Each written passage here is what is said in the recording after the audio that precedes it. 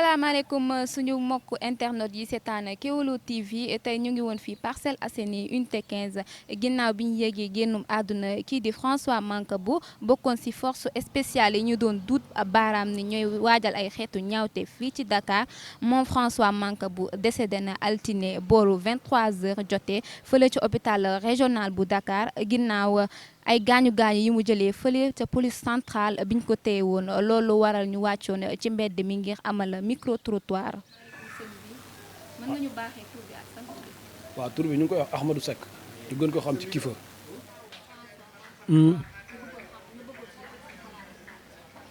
xam nga bu njëkkoon ñun suñuy temps quoi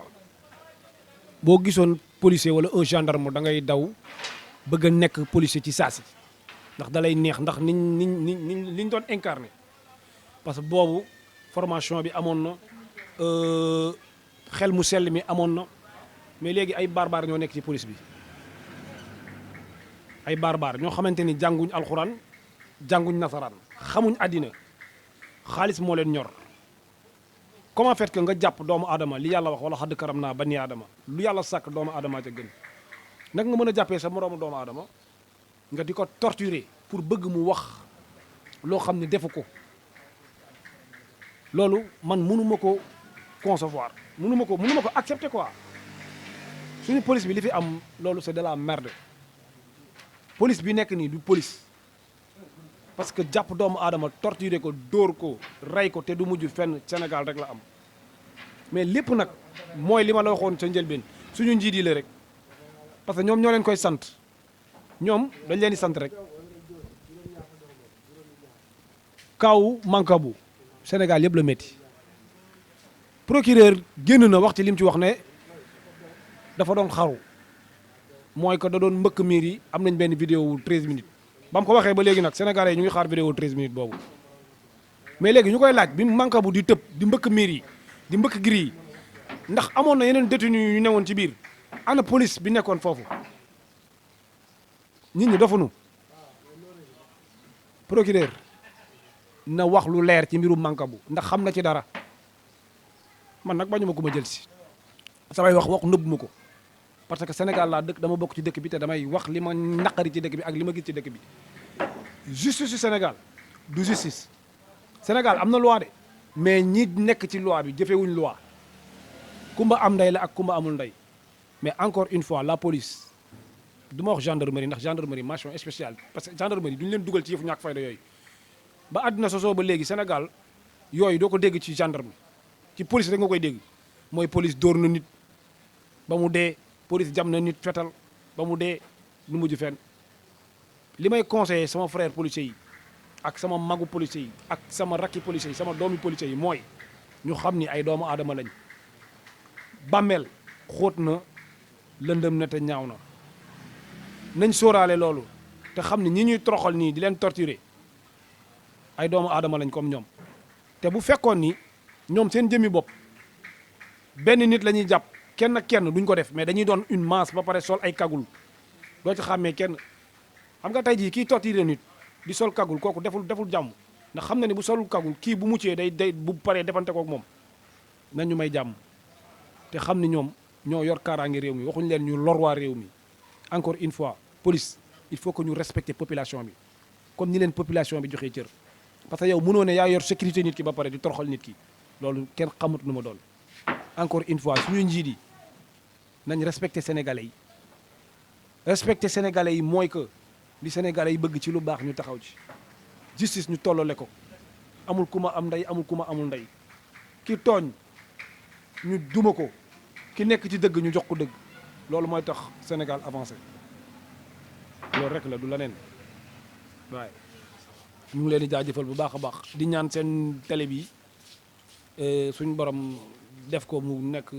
télé yi gën ci télé yi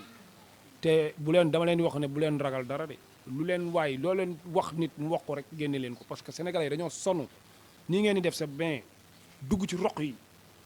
génne sénégalais yi ñu wax li leen métti parce que fii léegi boo waxee lu la métti ñu jàpp la tëj ci kaso bi non nañ jënd nañ tëj ñëpp parce que ñun on est prêt pour wax li ñu métti Sénégal métti na Sénégal métti na Sénégal métti na te lépp dara waralu ko rek lu dirigeant yu bon yi nekk ci bopp réew mi jaa ngeen jëf. maa ngi tudd Serigne Fallou sant Ndiaye waaw police boo ko gisee da ngaa war a nekk ci en sécurité yow da nga war a sentir en sécurité parce que loolu mooy seen liggéey tey boo toogee nga gis police wala ngay dox bu guddee nga gis police wala nga nekk wala ñu jàpp la sax yow sàcc autant dañ doon dàq ci sàcc bi daw bu duggal boppam police xam na ne bu duggee police dinañ def ci moom yoon autant quoi li may fàttaliku du ma mag nag samay at bëriwul mais dans les années 90 yooyu des fois nga dàq ji sàcc bi il préfère dawal boppam bu dugg police mais léegi bu ñu ñëwee léegi ñu naan tasek agresseur moo ma gënal tasek police kon am na problème bu am quoi muy lan boo tasek agresseur di nga xam ne ñii ay agresseur lañ dañ maa nar a agressé bu dee da ngaa war a daw nga daw bu fekkee da ngaa war a jàmmaarloog ñoom nga jàmmaarloog ñoom mais bu nekkee nag police da lay jàpp ba pare yóbbu la suba tey ñu ne dóor nañ ko wala def nañ ko lii ba dee na wala paralysé na wala def na lii war nañ xoolaat suñu système mu police bi daal war nañ ko xool nit ñi recruter xam nga li ma la li ngay def bëggoo ko doo si def lu baax du ma ne nag ñoom ñëpp la mais am na ay policiers yu nga xamante ni soo exemplaire da ngay wax ak ñoom composé ak ñoom xam nga li ma la ñu jàpp la jox la say àq jox la say yelleef xam nga li ma la ne la lii la quant à François Mancabou bon dugg naa si kii bi liir naa affaire yëpp mais dóor nañ ko def nañ ko lii loolu yëpp moom foofu fa la xewee ñoom rek ñoo mën a xam yàlla rek moo mën a xam mais police gendarmerie suñuy liggéeykat lañ ñun dañ leen war a ñeme ba bu ñu jàppee sa nit yow doo am benn souci boo siy def kon di leen ñaax ñu xoolaat ñoom ñëpp seen taxawaay muy police gendarmerie ñoom ñëpp ñu xoolaat seen taxawaay xam ne population bi ay frère lañ ci am ay sœur lañ ci am est-ce que comprendre nga ñoom ñun la ñuy liggéeyal ñun bu ñu jaaxlee si ñoom la ñuy ñëw ñoom ñoo yor dëgg ñoom ñoo yor dëgg ñoom ñoo yor yoon loolu daal laa am lu ma si wax. Bonsoir. Moi, je m'appelle Silla Amadou Sané. Je suis surveillant général à l'école privée Kéloumak. Voilà, mais évidemment ici à l'école, on m'appelle communément Moussé Silla. Moussé Silla. Le cas, Mancabou, ça fait mal. Ça fait mal, sincèrement. Moi, je ne te cache pas, parce que l'injustice là qui règne vraiment au Sénégal, ça c'est des trucs qui quand même vraiment nécessitent vraiment à se lever ensemble, parce que le Sénégal, quoi qu'on dise, on est unis, on est là vraiment ensemble. Donc c'est des trucs qu'il faut vraiment, l'État doit faire tout pour bannir cela, quoi. Et la justice fasse son travail. Mais maintenant, ce que l'on voit, il y a tellement de, je ne sais pas, des choses qu'on condamne et au final ça termine comme ça.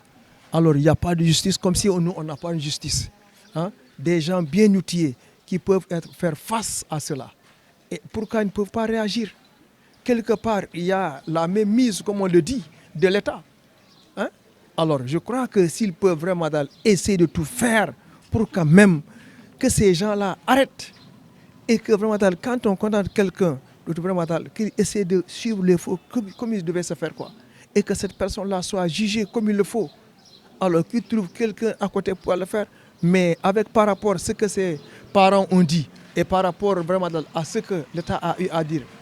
c'est diamétralement opposé, vraiment. Et moi je crois que ça c'est une erreur de l'État, la justice, qui doit vraiment pouvoir essayer de voir la meilleure des façons de pouvoir le juger comme tu vas. Aujourd'hui, regarde, nous sommes devant un fait accompli. Et qu'est-ce qu'on peut faire? En tout cas, la justice doit faire son travail pour que vraiment la famille, ce dernier, vraiment essayer quand même de revenir à de meilleurs sentiments et dire que c'est comme ça. Alors, c'est parti. Bon, c'est dur. Bon, mais on fait avec.